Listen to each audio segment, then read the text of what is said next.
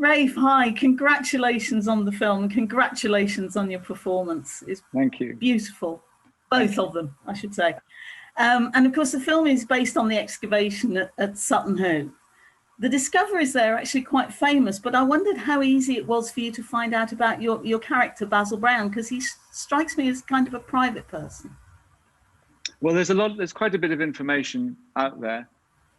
Even if you go to the Sutton Hoo site, to the visitor centre, there's a book all about Basil.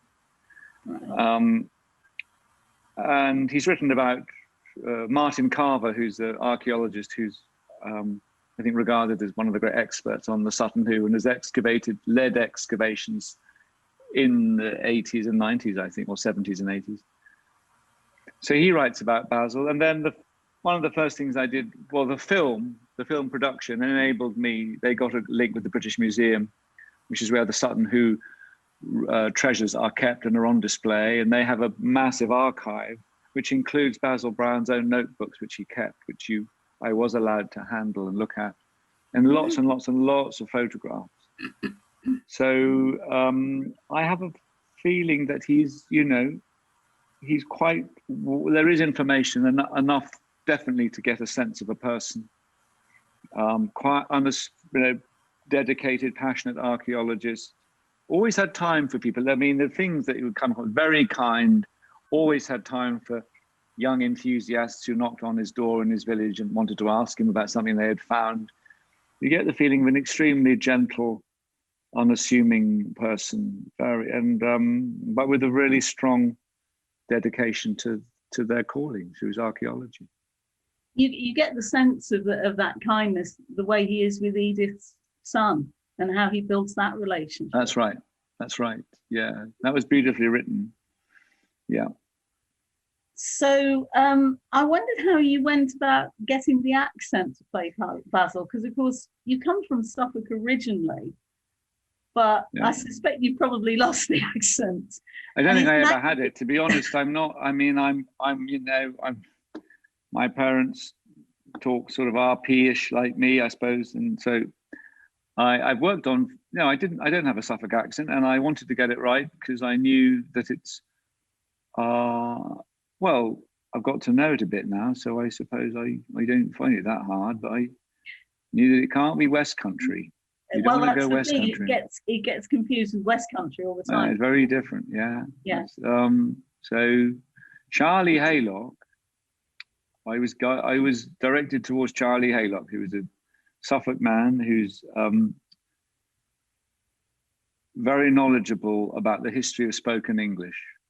He does an amazing talk about all the different dialects around the country, but he's from Suffolk. He's a Suffolk.